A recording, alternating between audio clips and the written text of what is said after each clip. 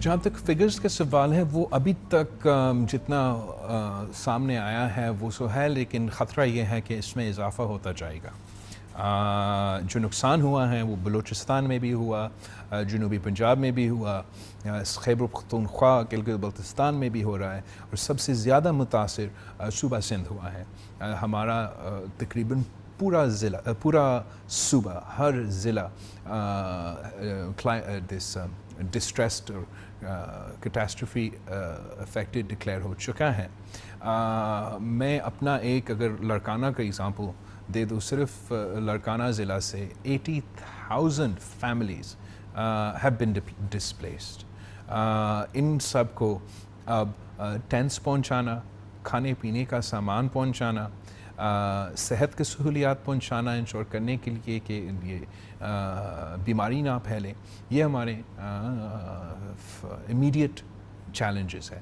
ہم اس وقت تک، جبکہ یہ تو بارشوں کا سلسلہ جون کے آخر سے لے کے اب اگست کے آخر تک چلتا آ رہا ہے، لیکن ابھی بھی ہم ریلیف اینڈ ریسکیو کے سلسلے میں ہیں۔ جو لوگ افیکٹ ہو چکے ہیں وہ ڈرائی گراؤنڈ کی طرف آ رہے ہیں، ان کو ہم کوشش کر رہے ہیں کہ کسی بھی طریقے سے، چاہے وہ ٹینٹس کے تھرو یا ہمارے سکولز میں، ہمارا کالجز میں جو بھی حکومت کی بلڈنگز ہوں گے ان کو ادھر پناہ دینے کی کوشش کر رہے ہیں، اور ریسکیو اور ریلیف ہمارا انیشل فوکس ہوگا۔ آگے جا کے ہمارا میڈیم اور لانگ ٹرم میں ہم ریکنسٹرکشن اور ریہیبلیٹیشن، نہ صرف ان لوگوں کے جو گھر افیکٹ ہو چکے ہیں، لیکن ہمارا جو انفراسٹرکچر، ہمارا سڑکیں، ہمارا برجز، جہاں جہاں وہ نقصان ہوا اس کا جائزہ لے کے آگے جا کے ان کو ہمیں بنانے پڑیں گے۔